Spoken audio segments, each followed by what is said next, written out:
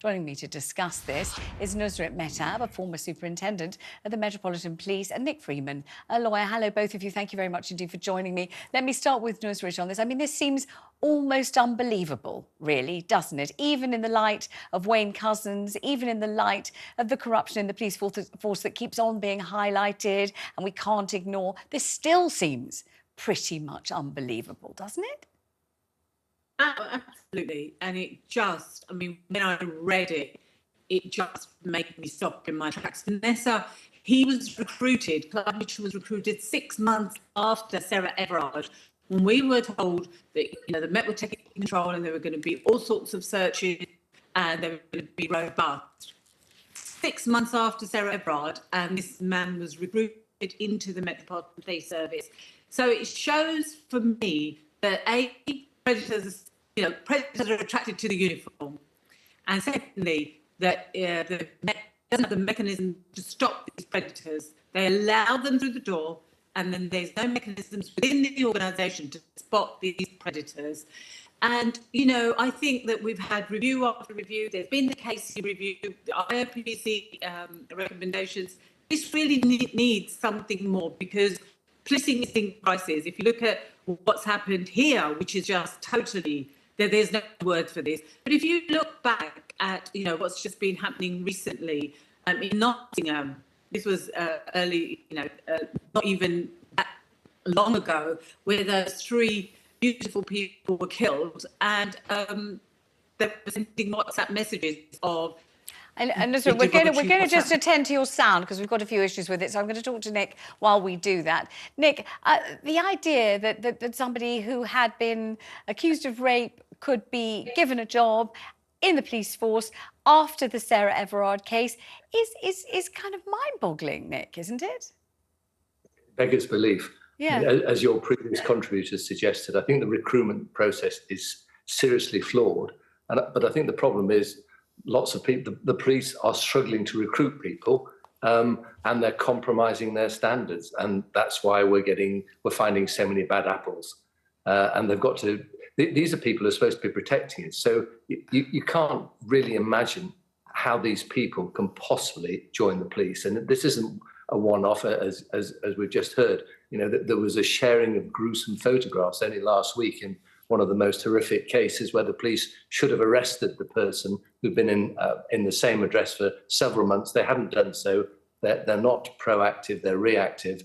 They're letting the public down in a huge way. But we certainly don't expect them to become criminals and criminals of very serious offences. So the recruitment process is wrong. The training process is flawed. And you have to ask yourself, what are their superiors doing? How can these crimes be committed without nobody who is supposed to be responsible for these officers having a whiff that all is not well with the quality, with the character of A, B, or C? You must know there are telltale signs. They're supposed to be police officers detecting crime, and they can't detect crime under their own very noses. So it's just unimaginable. And, you know, again, we question, what actually are the police doing? What good do they do? I've just watched a video of a police officer trying to arrest a passenger of a car, not the driver, the passenger. He starts to pull him out and then punches him in the face. And, you know, you think that they just clearly are not trained, not got the right people. And until we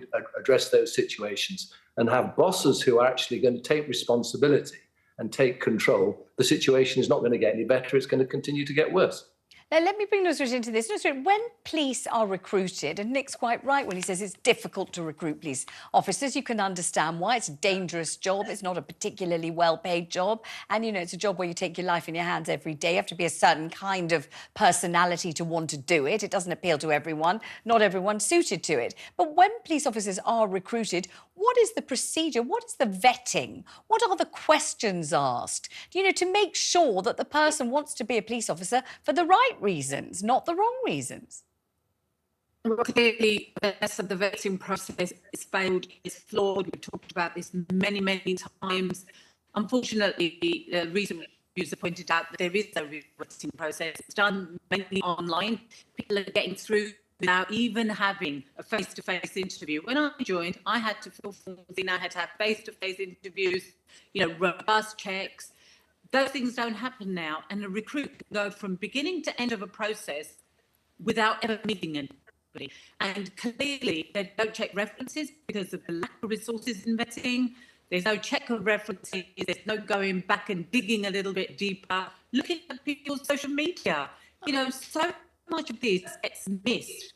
So in terms of what they're supposed to be doing, what should they be doing? Being robust, speaking to people that know you, looking for references, looking for people to give you recommendations. None of it's happening, Vanessa, and these people are just allowed to walk through the door. Let me just bring Nick back in, partly because it's hard to hear, Nusrit, because of the sound quality.